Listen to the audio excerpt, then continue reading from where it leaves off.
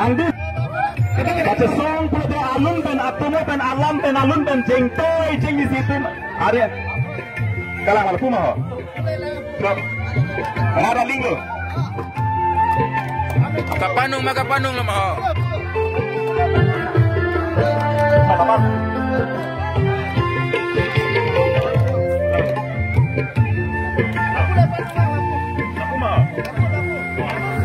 Kisang dia porade lidah rai komauring terpilihan neleklem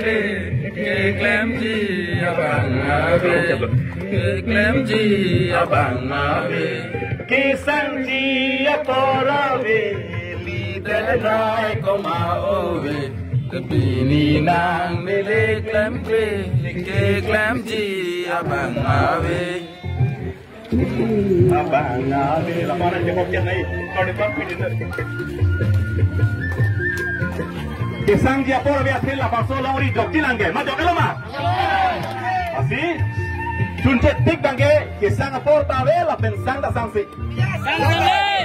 sang tanangge lah pen kisang por tawe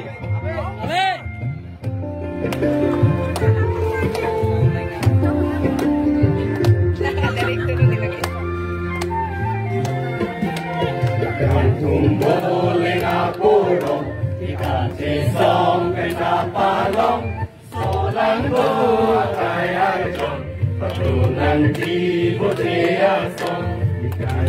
boleh ngapurong ikan sesong kena palong solang doa kaya jong patunan di botea song siwangon sari sodoang Wakimang parkedoan, siwang non sari sodoan, wakimang parkedoan, usar pisar kedoan, liboleng aporong hinan, sulang doa kaya jom, tareng doreng di padonan, reng doreng di padonan, kisang dia porame. Lidah rai komauring ini nang nelekem ji abang ave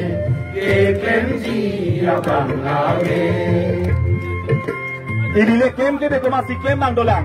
ini lear jab de komasi ar jab nang dolang ladang song itu si song de komasi de nang dolang tapi song gapo Habe pi punon, lengdun ke sarpo punon, ili tum helo ke jaye tum, ili tum helo ka jaye tum, ili tum helo song japo, ili tum helo song japi, lapi.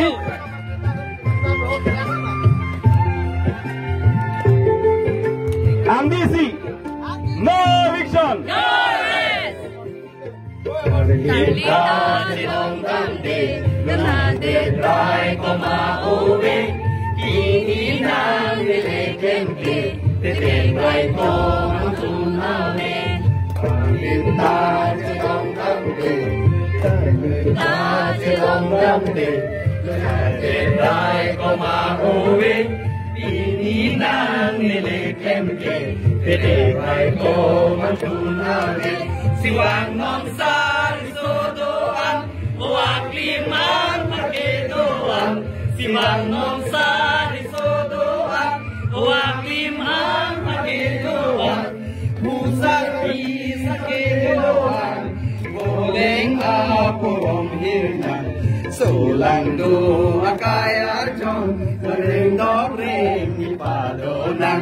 Reng dok reng ipadonan Kisang dia porave Lidah rai komauwe Ini nang nelekem ji abang ave abang ave Kisang dia porave Lidah rai komauwe Ini nang nelekem ji abang ave abang ave